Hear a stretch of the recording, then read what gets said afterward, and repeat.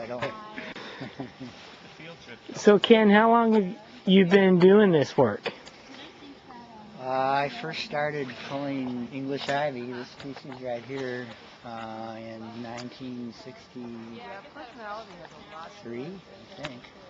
Yeah. So about 42 years? Something like that. Like 42 years. And why do you do it? Well, my background educationally is as a landscape architect, and one of the things that I learned to plant, was told to plant as a landscape architect, is English ivy.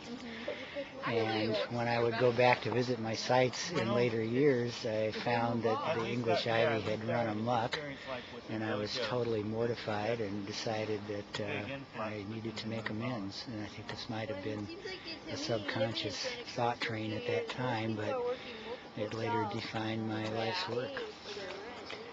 Well, Ken, what do you think California would look like in 20, 30, 50, 100 years if nobody was addressing wildland weeds? I think that virtually every ecosystem in California would be pretty much taken over by weeds. I think the amount of floral diversity would be severely reduced, and in turn the species composition of all the dependent other life forms would be reduced in equally significant proportion. And what is your hope? What do you hope will be the situation as far as folks and agencies being involved in weed abatement in the next 20 to 50 years?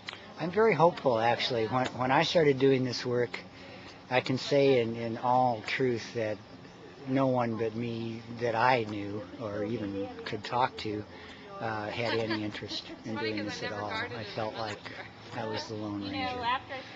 And even when I started the volunteer program, the Wildlands Restoration Team, in 1990, for 5 years after that, I got virtually no backing from the agencies that I was involved with or the public, and many times people were openly confrontational.